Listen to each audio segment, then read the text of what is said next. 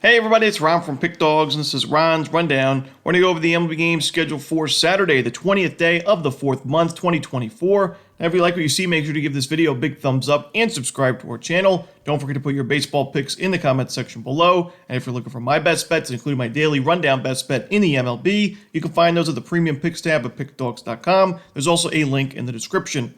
Alrighty, here we go. Here are the games for Saturday in Major League Baseball.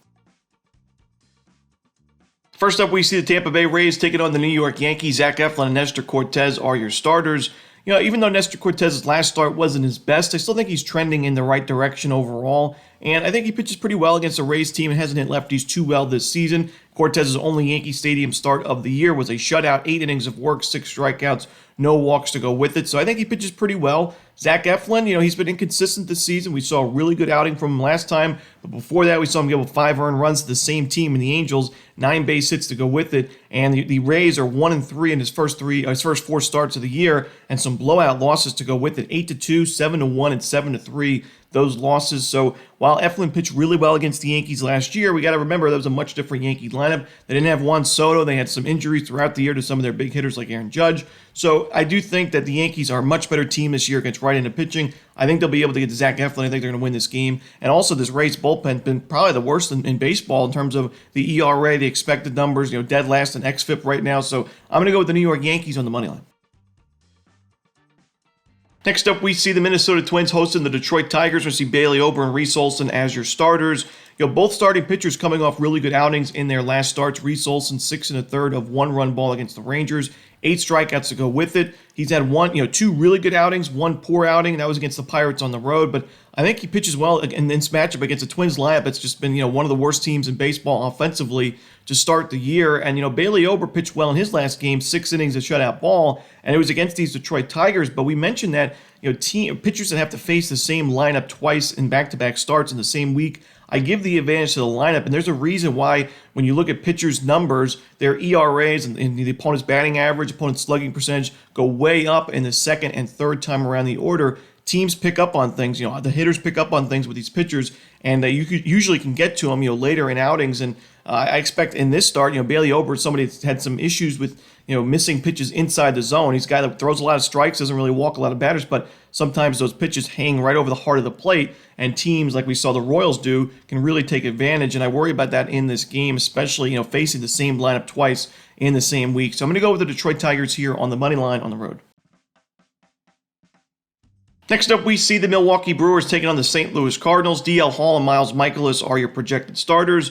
I've considered Miles Mikolas a Busch Stadium starter, somebody that pitches better at home at Busch Stadium, more of a pitcher-friendly ballpark. And Mikolas, he's pitched 4 games this year. 3 of those were on the road, 1 of them at home. The 1 home start, 6 2/3, 2 runs against the Phillies. No home runs given up. You could say it was his best start of the season. So while the Brewers are very, very strong against right-handed pitching, I still think Mikolas puts together a 5 6 decent inning performance. And, DL Hall, while he has struggled this season, there's no doubt about it with an ERA above 7, I think this is actually a favorable matchup for him. Cardinals not the best numbers so far this year against lefties. You add to the fact that these are 2 really solid, dependable bullpens, honestly. I think we see a low-scoring game here. I'm going to go with the under in Brewers-Cardinals. Next up, we see the Arizona Diamondbacks taking on the San Francisco Giants. Zach Gallen and Kyle Harrison are your starters. Now, I like the Diamondbacks to win this game, and I think Zach Gallen pitches well, but I got to say, watching Zach Gallen starts, I've noticed that he's gotten in a few early jams in some of these games. We saw it against the Yankees early on in his start where his final line looks like he was spotless, 6 innings of shutout baseball. But there were times in that start where the Yankees could have taken advantage and really made that a lopsided outing for him. And then we saw him against the Cardinals last time out. I believe the Cardinals had bases loaded, nobody out, or bases loaded, 1 out, and they had an opportunity to really do some damage in that inning. They weren't able to strike, and then Gallen went on to pitch really well the rest of the outing. So while Gallen has been very, very good, and he's been able to get out of these jams, I do worry about that long term. If you're consistently putting yourself in tough situations, eventually a team's going to strike, and it could be a rough outing. We saw against the Rockies, 5 innings, 8 base hits, 3 runs, not an amazing start, and the Rockies wanted to win that game. So I'm a little bit hesitant backing Gallen in this outing because the Giants are improving against right-handed pitching. At the beginning of the season, they were near the bottom of the league in most important statistics like OPS and isolated power, but they're starting to improve, and I think they could get to Gallen for a few runs. But My problem with the Giants is the bullpen hasn't been great, and Kyle Harrison, not a really great matchup here because he's a lefty. The Diamondbacks have crushed lefties this season. He's got that ERA just below 5, and the expected numbers aren't the best to go with it. So even though I could see Gallen getting into some trouble early in this game, I still think he's the better option. I think the Diamondbacks are the better option overall. So give me Arizona on the money line in this one. Next up, we see the Boston Red Sox taking on the Pittsburgh Pirates. Cutter Crawford and Mitch Keller are your starters.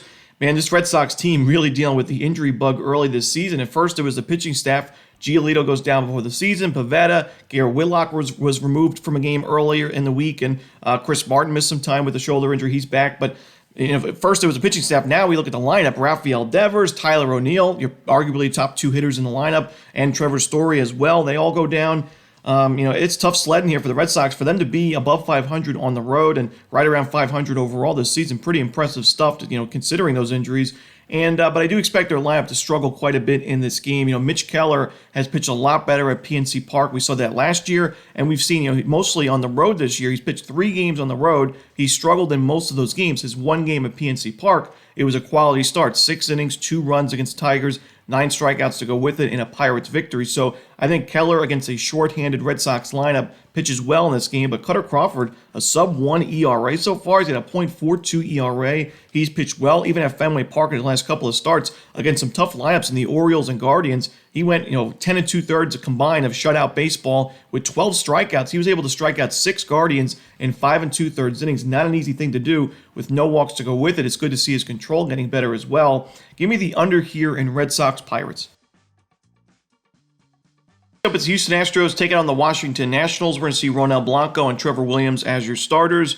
It's kind of ironic to see that the Astros are second to last in baseball going into Friday's games in team ERA with a 5.24 team ERA, despite having Ronel Blanco part of their pitching staff, who's been one of the best pitchers in baseball. He's thrown a no-hitter. He's got a sub-1 ERA, only giving up 2 earned runs in his first 3 games. He's been excellent. The Astros have won his games. However, I don't love that Astros bullpen, so starting pitching information isn't everything. Trevor Williams is a guy that keeps his team in ball games. He's got a sub-4 ERA. The Nationals have already cashed a couple of nice tickets with him on the mound, including that plus 200 ticket against the San Francisco Giants at Oracle Park. So, while I think that Blanco pitches well, I also think Williams can keep his team in the game. And you look at the Nationals numbers, great numbers offensively against right-handed pitching, top 10 in both OPS and isolated power with a low strikeout rate to go with it. And then you look at the bullpens. We know Washington has a big advantage there. Their bullpen ERA at 3.11 going into Friday's games with the 7th best xFIP. When you look at the Houston Astros, their bullpen ERA is at 5.47. The expected numbers aren't terrible, so we should see some positive regression going forward, but not enough for me to want to take them at this kind of price, on the road. So I'm going to go with the Washington Nationals in this ball game. I'm going to take them on the money line. Next up, we see the New York Mets taking on the Los Angeles Dodgers. Jose Butto and Gavin Stone are your starters.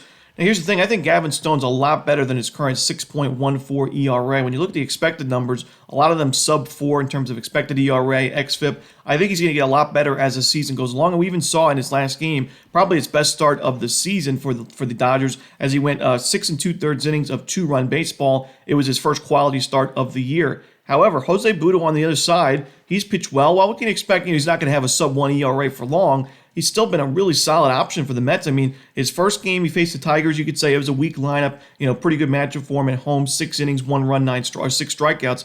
But then he faced the Kansas City Royals, who we know have been one of the better lineups in baseball against right-handed pitching. He was excellent in that game at home, 6 innings, no earned runs, 9 strikeouts, and another 2-1, very close, low-scoring New York Mets victory. So we talk about the Mets going into the season. The offense has its question marks, but the pitching staff really, the Mets in the last couple of years have lost guys like Jacob deGrom, Max Scherzer, Justin Verlander, Noah Syndergaard. So what used to be a franchise known for its pitching staff and pitching rotation lost a lot of big names in the last couple of off seasons. So going into the year with Kodai Senga going on the IL and other guys like Tyler McGill starting to see, only having 1 start before getting injured, the Mets pitching staff was a big question mark. But if a guy like Jose Butto can step up and be that strong number 4, number 5 in this rotation, the Mets can be really dangerous because while they had a slow start to the year offensively, they're starting to pick it up and they're starting to rack up some wins now. So in this game, I think there's value at New York. I think that they have the better bullpen right now. When you look at the ERA, the expected numbers, certainly the case. So I think there's value at New York in this game on the road. Give me the Mets on the money line. Next up, we see the Chicago White Sox taking on the Philadelphia Phillies. Mike Soroka and Zach Wheeler are your projected starters. This is a lopsided pitching matchup, in my opinion. There's no value in this game, though, because the Phillies are just giant favorites. And, Zach Wheeler, he has struggled in terms of the run support department this year. He's pitched well. He's got a 3 ERA, but the Phillies aren't scoring runs for him. He's 0-3 personally, and the Phillies are 0-4 with him on the mound. So that's why I really think there's no value in this game, because while it's the White Sox, and this is a team that hasn't really scored many runs this year, I still worry about the fact that, the Phillies 9-2, 3-0, 4-1, and 9-3 losses with Wheeler on the bump. He can only do so much. And you know what? In his recent games, 12 innings of work, 7 earned runs. Quite a few earned runs given up in those last 2 games, but I still have to go with the Phillies in this matchup in the end because I said there's not a lot of wiggle room with this White Sox team not scoring a lot of runs this season. Mike Soroka's got that ERA just under 7, so if there was a game for the Phillies to break out offensively and to support Zach Wheeler offensively, this would be the one. I'm going to go with the Phillies and lay the 1.5 runs, but a game I'm going to be staying away from altogether. Next up, we see the Oakland Athletics taking on the Cleveland Guardians. Alex Wood and Logan Allen are your starters. I'm going to go with the Cleveland Guardians here and lay the 1.5 runs. Alex Wood, an ERA above 8. While I do think he'll find his game at some point this year, the Guardians are a really tough matchup. They were able to get to him, pretty easily in that first start of the season on opening day. 3 1/3 innings, 6 earned runs given up from Wood, and a lot of sharp contact in that game, honestly, for the Cleveland Guardians, who have really improved their numbers this year against lefties. The last couple of seasons, we've mentioned the Guardians, some of the worst numbers in baseball against southpaws, but they've really improved there. Their OPS and isolated power numbers much better. I think they get to Alex Wood. And while the A's have been solid on the road, their bullpen's improved, and they've actually had decent numbers against lefties. I still think Logan Allen is the better option to start this game, and I think the Guardians have one of the better bullpens in baseball. So in the end, I think the Guardians win this game comfortably. Giving the Guardians laying the 1.5 runs. Next up, we see the Los Angeles Angels taking on the Cincinnati Reds. Patrick Sandoval and Graham Ashcraft are your starters. 2 starting pitchers that have been pretty inconsistent this year and the last couple of years, honestly. Graham Ashcraft, we've seen some really great outings. We've seen some really rough outings. So far this year, he's had 2 stellar starts with a quality start against the Phillies and then 5 2/3, 1 earned run in the last game against the White Sox, and an 11-4 Reds win, 8 strikeouts to go with it. And we've also saw him give up 6 runs. 5 of those were earned against the Brewers in a really high-scoring game against Milwaukee. But to me, I think Ashcraft is the better option to start this game because the Reds have just crushed lefties to start the year. Sandoval, somebody that doesn't really pitch deep into ball games because that pitch count goes up way early with the walks that he gives up. He's given up at least 2 walks this season every start, and he's a strikeout guy, so he'll rack up those pitches early in outings, and it forces the Angels bullpen, a bullpen that we don't love to back, to get into the game a little bit earlier than we wanted to. So at a very hitter-friendly ballpark, I'm going to go with the Cincinnati Reds in this one. Like I said, Graham Ashcraft, you never know what you're going to get, but I do think he has a lot of upside to his game. He has impressed me so far this year despite that one bad outing against Milwaukee. I like him in this spot to win this game, give the Reds on the money line. Next up, we see the Baltimore Orioles taking on the Kansas City Royals. Corbin Burnes and Cole Ragans are the projected starters. This is a rematch between these 2 teams and starting pitchers back on April 3rd. That was a game where Ragans was the better starting pitcher. He went 6 1/3 of no shutout baseball with 7 strikeouts to go with it, only 1 base hit given up. And Burnes gave up a home run in that game. He gave up 2 total earned runs and 9 base hits to go with it. But the Orioles were able to rally late in that game like we've seen many times this season and win that one in walk-off fashion 4-3. I expect a different score here. I like the Royals to win this game and get some revenge.